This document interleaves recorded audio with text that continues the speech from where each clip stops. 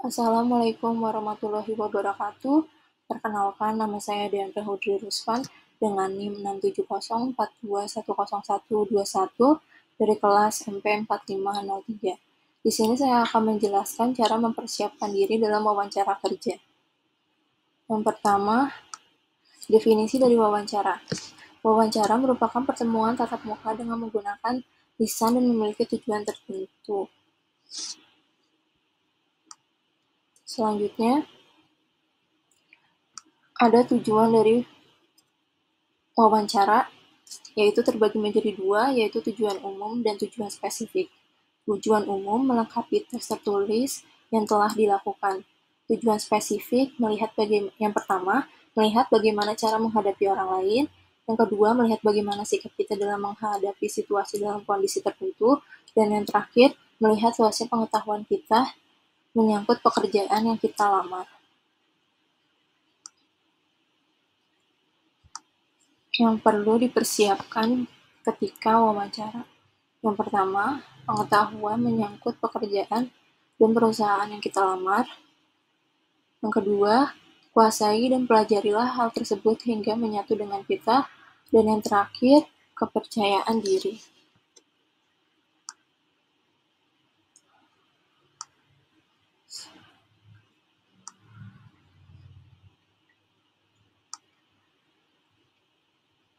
Selanjutnya, yang dapat kita lakukan ketika wawancara kerja. Yang pertama, rileks. Yang kedua, jangan berprasangka terlalu berlebihan. Yang ketiga, bersikap baik dan tidak dibuat-buat. Yang keempat, gunakan cara menjawab yang sopan dan realistis. Yang kelima, hindari sikap tertutup.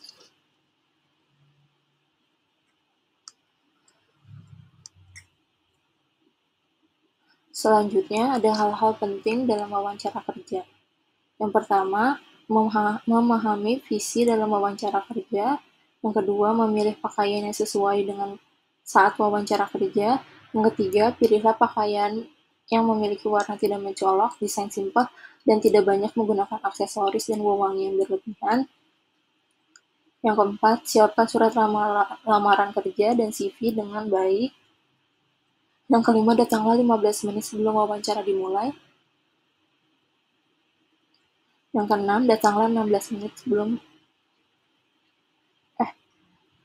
yang ketujuh, kenali diri sendiri. Yang kedelapan, perhatikan sikap ketika wawancara. Dan yang terakhir, akhiri wawancara dengan baik.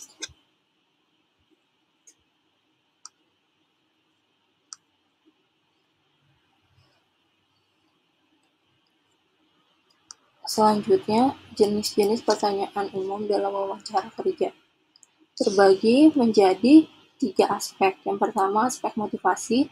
Yang kedua, aspek organisasi. Dan yang terakhir, terbagi menjadi 4 aspek.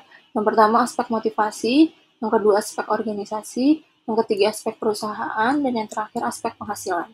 Yang pertama, aspek motivasi.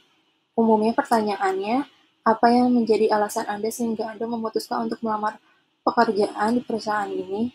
Selanjutnya, ketahanan terhadap tekanan atau stres, kelebihan dan kekurangan diri, serta visi dan misi diri, aspek kepercayaan diri, dan yang terakhir, kemampuan dalam mencapai keberhasilan.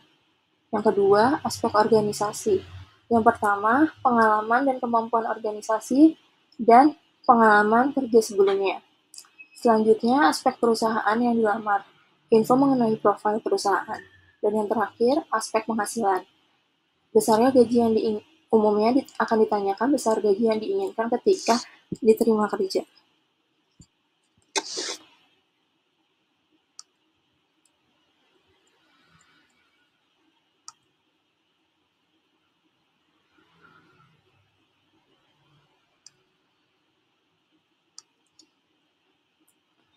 Selanjutnya, hal-hal yang dapat dilakukan setelah wawancara kerja terdapat 2, yaitu yang pertama, menunggu pengumuman akhir sampai batas waktu yang telah ditentukan, dan yang kedua, jika tidak ada panggilan pasti jangan ragu untuk bertanya kepada HRD perusahaan tersebut jika memungkinkan, bisa via telepon atau datang langsung ke kantor.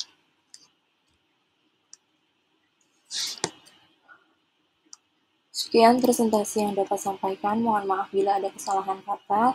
Wassalamualaikum warahmatullahi wabarakatuh.